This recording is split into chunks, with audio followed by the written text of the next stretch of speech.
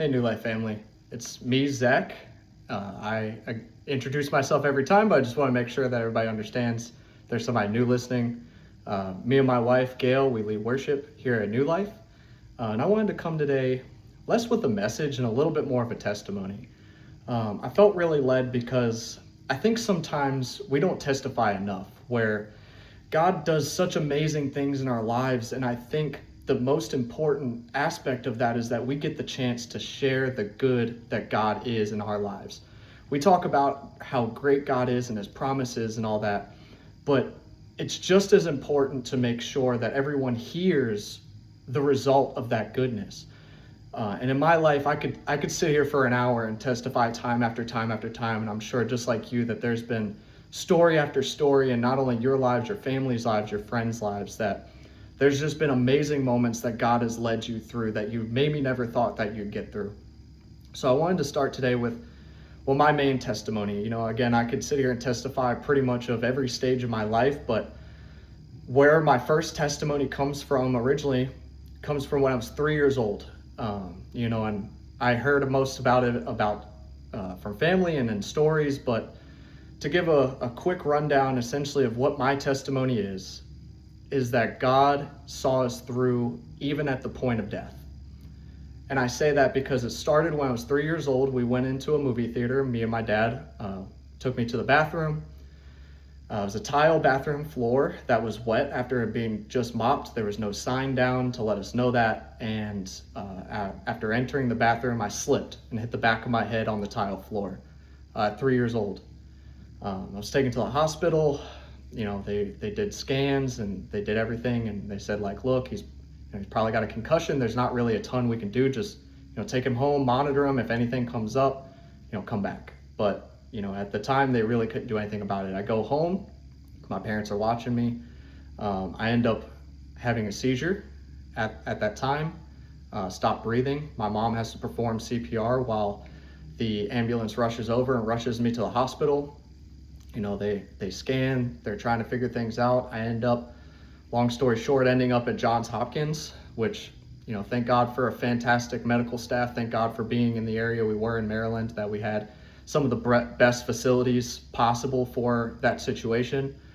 Thank God for fantastic doctors that have the knowledge and the wherewithal to get things done. But, again, they do scans. They find that I have subdermal hematomas, which is essentially a blood bubble in the back of my brain, that if they were to burst, that's it.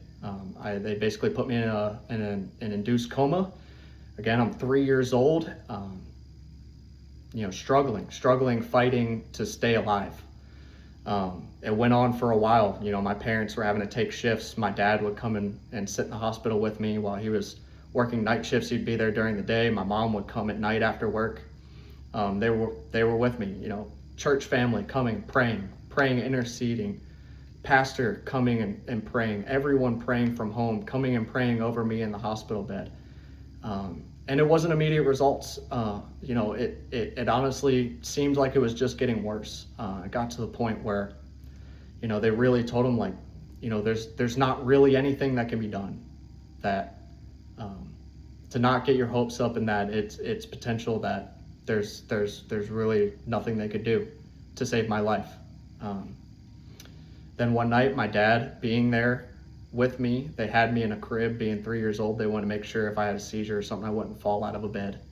So my dad gets into the crib with me and begs God for my life, essentially. He tells him, like, Lord, like, save my son, as any parent would, that no parent should see their child pass before they do.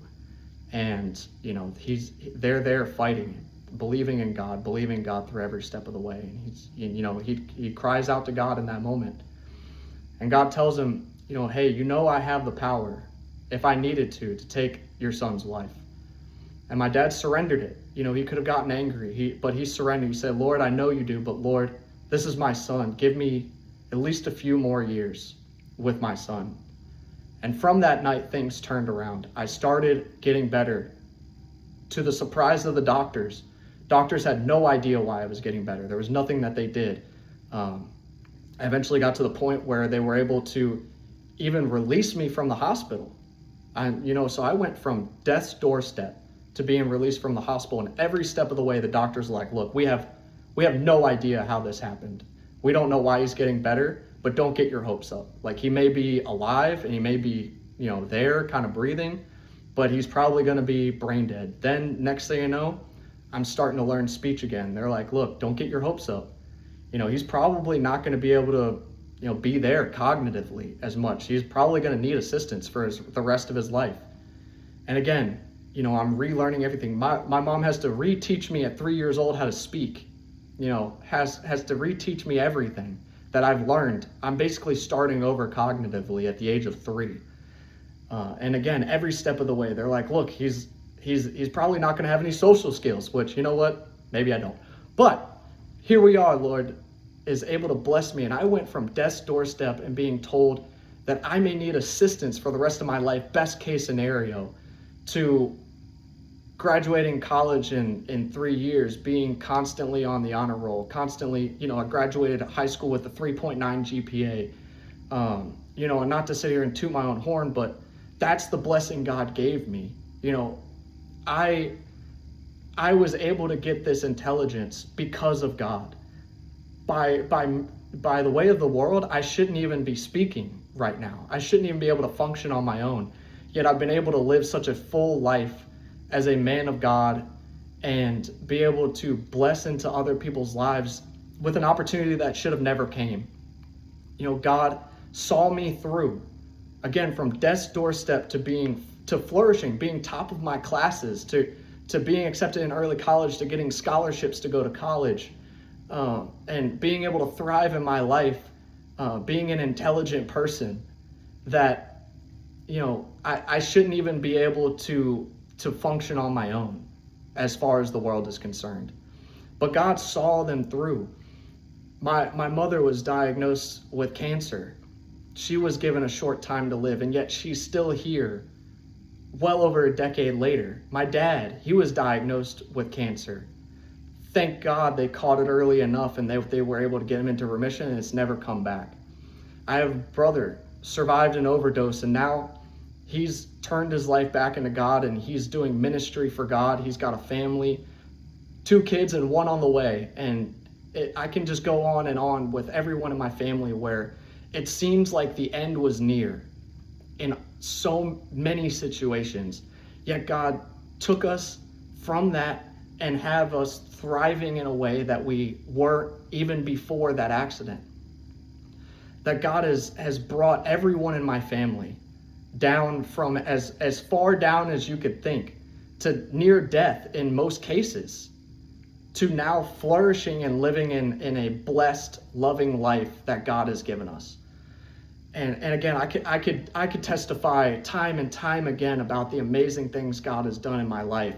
But this is the importance of these stories, is that it's not just a story, it's real life. This is what really happened. These are the struggles that had to go through. And yes, it has a happy ending, but it wasn't a happy situation. It certainly was not happy when my parents are sitting there watching their 3-year-old child die in a hospital. Yet God brought it back. He took what the enemy meant for evil and turned it into good. Now I'm here leading worship. Now I'm here going on mission trips. Now I'm here being able to preach to my friends about who God is and who God has been in my life. And I am blessed with the opportunity that story exists.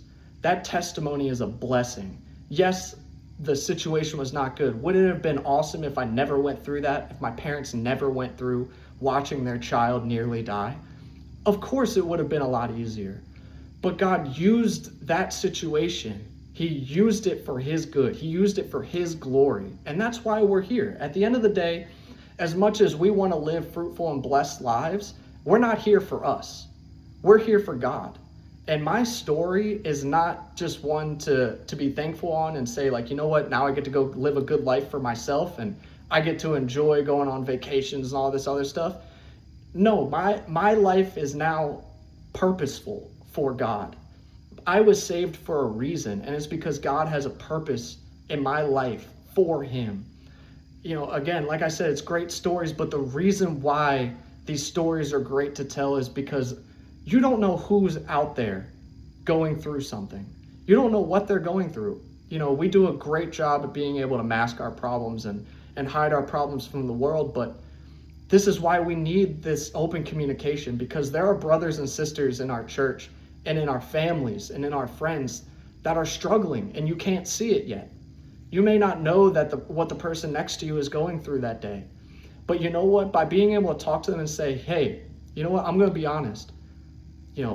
I was going through this. It was rough. I didn't see an end, but God sought me through. That is encouragement.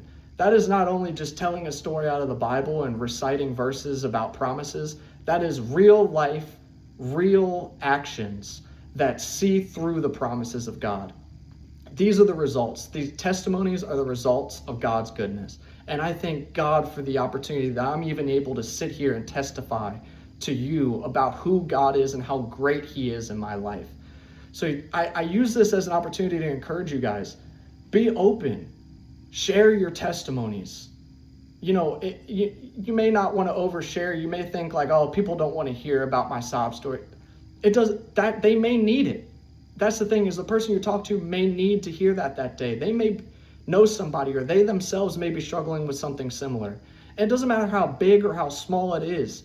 That testimony can encourage somebody, can help them through the fight. That's just as helpful as actually helping somebody through a situation, as encouraging them and saying, hey, you know what? I also went through this.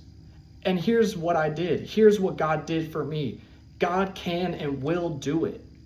That's why testimonies exist. Testimonies exist to show the results of God's goodness. And I thank God again. And I can't stop saying, I thank God for the opportunity that I'm even here to be able to speak to you about it. That's what's awesome about God, is that we are given these stories. We are given our life experiences, not just for us, but to reach somebody that's going through it. Whether somebody has lost a child, whether somebody is struggling through depression, whether somebody's been through a divorce, no matter what it is, whether it's losing a job, whether it's, crashing a car, even if it's losing your phone, whatever. The thing is everyday struggles, they mean a lot to us. And to be able to speak to somebody and have them speak life into you, that goes further than you could ever imagine. So I encourage you guys through this, be vulnerable, be open, share your story, share your testimony. God gave you your testimony to give out to others. Share the good news, not just of the Bible, but of yourself. You are the good news. You are here. I'm sure God has brought you through something. I don't know what it is, but God has brought you through something, and you know it. And now it's time to tell others. It's time to share the good news of God in your life. Share who He is to you, what He's done for you. You don't know what somebody near you needs to hear that day. And that testimony could be exactly what speaks right into their lives and changes everything that they know about the situation that they're in. So again, I want to encourage you guys, use your testimony. Love on God. Show exactly who He is. Brag on Him. Brag on these situations. This is what we're supposed to brag on, is just how good God is. It's not about being humble. Yeah, it would be one thing to say that I'm being humble and not share it. But the thing is, it's not about being humble, because I didn't do anything for it.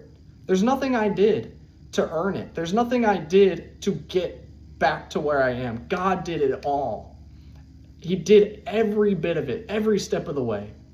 So use your testimony, share who God is. Show others in your life what God is and what He's done for you. So again, I encourage you, go out, share those stories, and bless those around you with what you've done and what God's done for you. In Jesus' name, thank you.